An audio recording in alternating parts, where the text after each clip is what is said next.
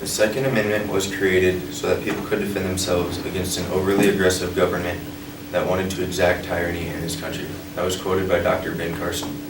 First, we will tell you about the NRA. Second, terrorism. And last but not least, how the NRA associates with terrorism. Our purpose is to inform you on NRA and terrorism. Let's join in and talk about the NRA. According to BBC News, the NRA stands for National Rifle Association and was created in 1871. They created it so they could shoot rifles on a scientific basis. The NRA spends about $250 million a year. That's more than all the gun control agencies in the U.S. combined.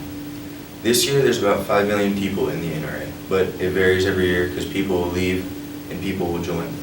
So it just depends on how many people are in that year.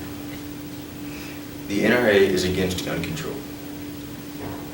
Next, let's get into terrorism and learn what terrorism is about. According to the Washington Post, you are more likely to be fatally crushed by furniture than killed by terrorists. Terrorism is the unlawful or threatened use of force or violence. Terrorists are extremely violent religious extremists. In 1995, 26 out of 56 groups were religiously motivated. Some groups are like Al-Qaeda, Armed Islamic Group, ISIS, and all those.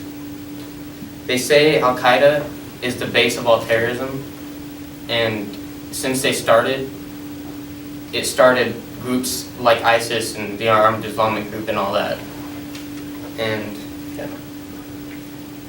Now let's fire back and talk about how terrorism and the NRA are related.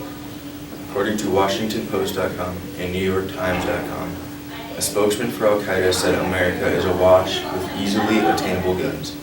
He said you can get them anywhere you want. If the government was serious about gun control, there are several steps that they could take to get gun control, but they've been putting it off saying, oh, the NRA won't allow it, but they're the government, they can do it. The FBI is one group that has actually tried to get gun control. They put up a proposal that would make it where you had to get background checked to buy a gun, but the NRA and other gun agencies put it down saying, no, that can't happen, it was not right.